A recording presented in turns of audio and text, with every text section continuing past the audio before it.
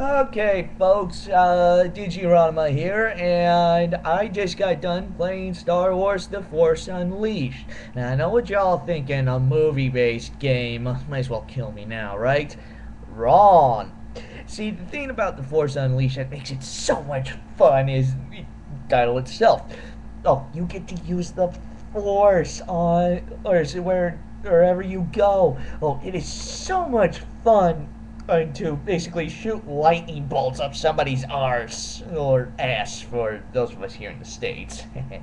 um, Force choking, ooh, tossing the guys is with the physics in the game. It's pretty impressive and all that stuff.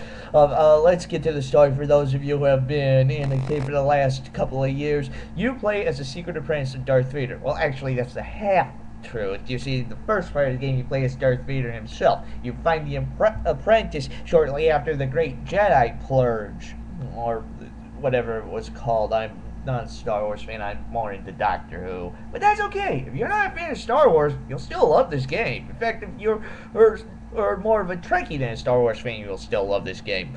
Um, the graphics are, yeah, it's a PS2, so we're gonna overlook that. But I gotta warn you that in the storylines cutscenes, it's gonna pretty much look like the facial expressions from the CSI PS2 games.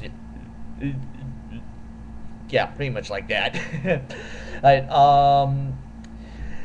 as for choosing your own path, which I've heard about, I haven't gotten that far yet. I'll give a more detailed review as far as I go, but the reason I'm doing it now is because my PS2 is gone nuts with these newer games. I don't know the next time it's going to work, so I'm going to get this review out of the way right now.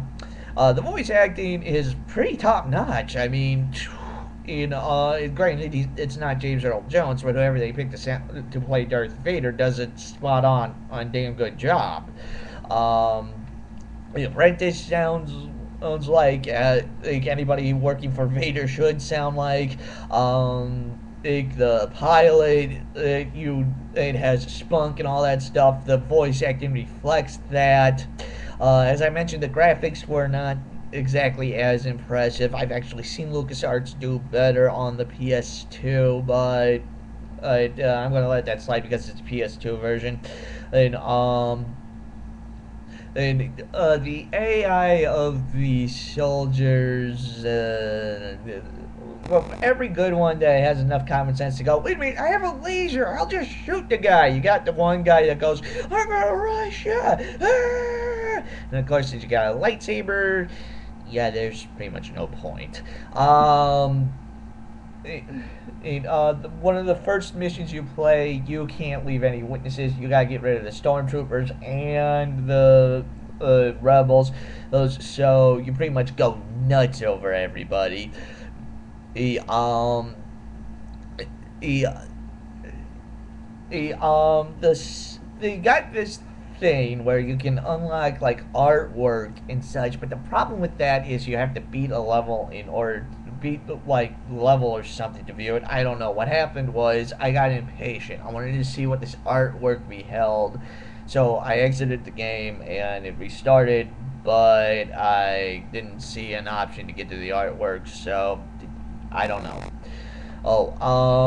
Overall, thus far, or I highly recommend this game. This is for not just Star Wars fans, but gamers in general. And this is one of the few movie-based games that actually gets it right. I give it a 9 out of 10 thus far. If I can play it again, like I said, my PS2 has been going nuts lately with all these new games.